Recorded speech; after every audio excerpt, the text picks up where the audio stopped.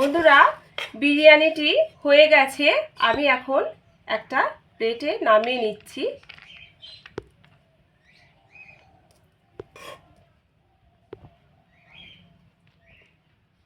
নমস্কার বন্ধুরা, রিমি পুতুলের রান্নাঘরে স্বাগত। আজকের আমার রেসিপি ডিম বিরিয়ানি। পুরো ভিডিওটি দেখতে থাকুন কিভাবে বানাই ডিম বিরিয়ানি। ডিম বিরিয়ানি বানানোর জন্য আমি এখানে 300 থেকে 350 গ্রাম মতো বাজারে যে কিনতে পাওয়া যায় চাল, সেই চালের মধ্যে এটা খুব বেশি সরু নয়, মিডিয়াম সাইজের চাল নিয়েছি, বাঁশকাঠি চাল। এখন এই চালটা আমি খুব ভালো করে বারবার জল পাল্টে ধুয়ে 1 ঘন্টার মতো ভিজিয়ে রাখবো।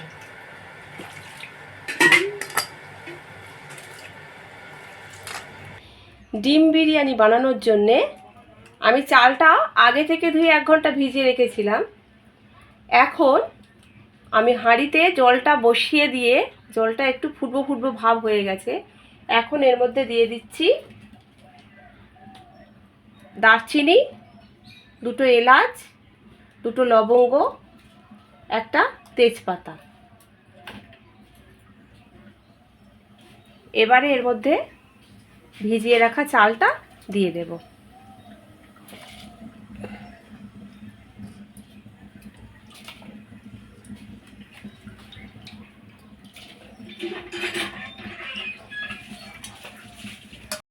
এবার এর মধ্যে দিয়ে দিচ্ছি 1 চামচ মতো সাদা তেল।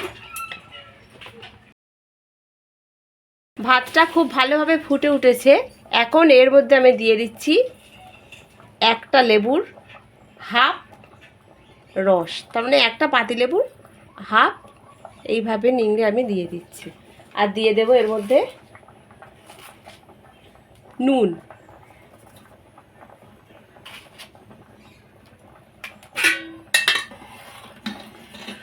এইভাবে ভাতটা 80% সিদ্ধ করে নেব। ভাতটা 80% মতো কুক হয়ে গেছে।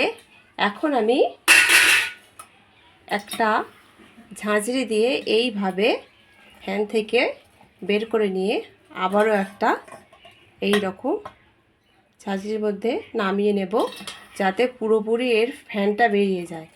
এইভাবে আমি সব ভাতগুলোর ফ্যানটা ঝরিয়ে নেব।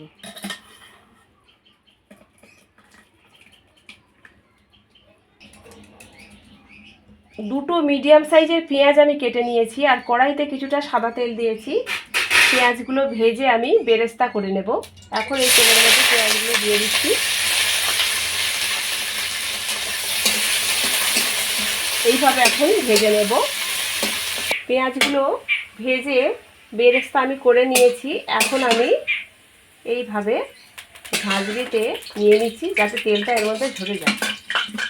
এখন এই কড়াইয়ের মধ্যে যে তেলটা আছে, আমি তেলটা না নামিয়ে আমি 4টে মিডিয়াম সাইজের আলু আগে থেকে কেটে ধুয়ে রেখেছিলাম। এখন সেই আলুগুলো এই তেলে ভেজে নেব।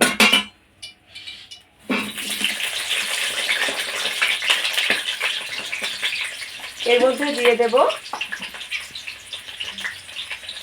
স্বাদ মতো নুন, আর দিয়ে দেব খুব সামান্য পরিমাণে একটু হলুদের গুঁড়ো। খুব ভালোভাবে আলুগুলো তেলের সঙ্গে ভেজে নেব, যাতে আলুগুলো ভালোভাবে এর মধ্যেই সিদ্ধ হয়ে যায়।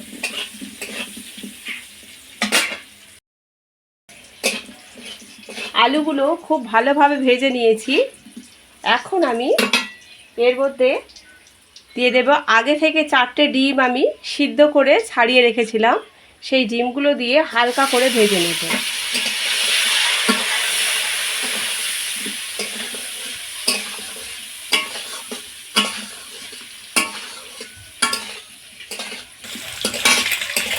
এখন আলুগুলো ভাজা হয়ে গেছে, যেহেতু আলুগুলো আগে আমি তুলে নিচ্ছি।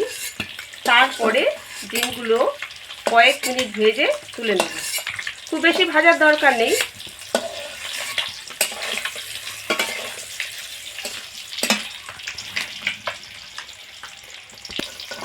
ডিমগুলো তুলে নেব।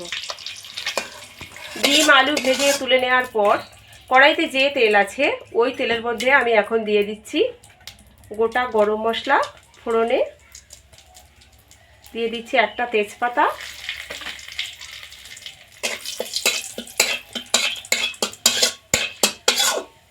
এখন এর মধ্যে দিয়ে দেব 2 চামচ মতো আদা রসুন বাটা।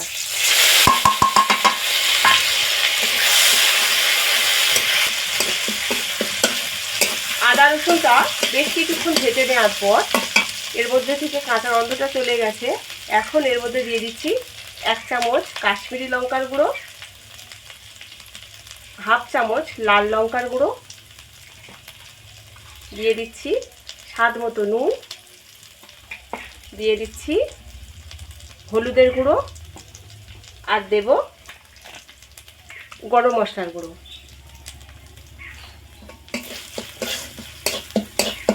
মশলাটা কয়েক সেকেন্ড এইভাবে কষিয়ে নিচ্ছি।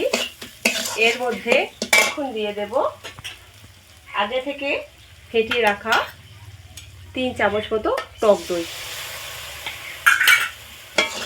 টক দইটা দিয়ে বেশ কিছুক্ষণ কষিয়ে নেব। মশলাটা বেশ কিছুক্ষণ কষিয়ে নেওয়ার পর আমি যে বেরেস্তাটা করে রেখেছিলাম অল্প কিছু এই মশলার মধ্যে এখন দিয়ে দিচ্ছি। দিয়ে দেওয়ার পরে এখন আমি এর মধ্যে দিয়ে দেব 1/2 বাটি পরিমাণে জল।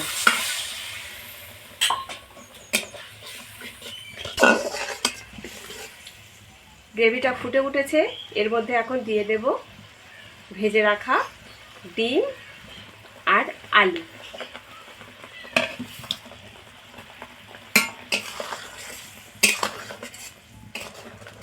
এভাবে কয়েক মিনিট রান্নাটা করে নেব।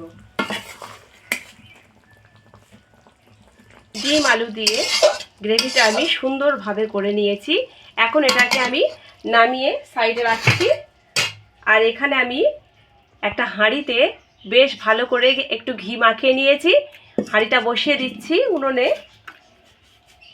আর উপর থেকে আমি এইবারে আগে থেকে যে বানিয়ে রেখেছিলাম ভাতটা এইভাবে দিয়ে প্রথমে ভাতটা দিয়ে দেব।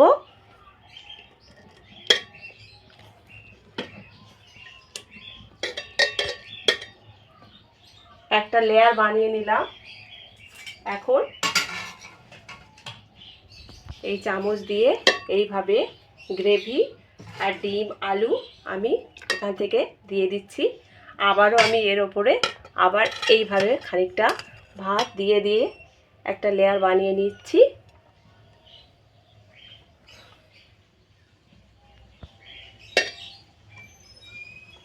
আবারও এইভাবে একই রকমভাবে দিয়ে দেব।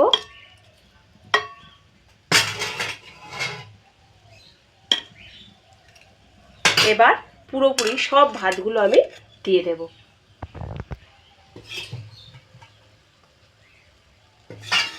সব শেষ যে গ্রেভিটা ছিল সেটাও আমি বন্ধুরা দিয়ে দিলাম এর মধ্যে।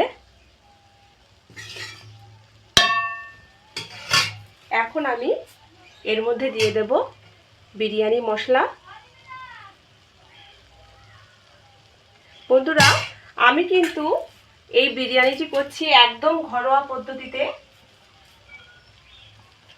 এবার এর মধ্যে দিয়ে দেব স্বাদ মতো চিনি।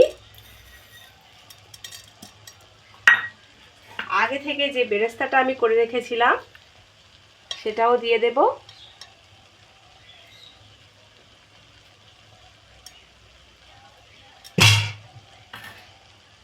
আর দিয়ে দেব খুব সামান্য পরিমাণে ঘি।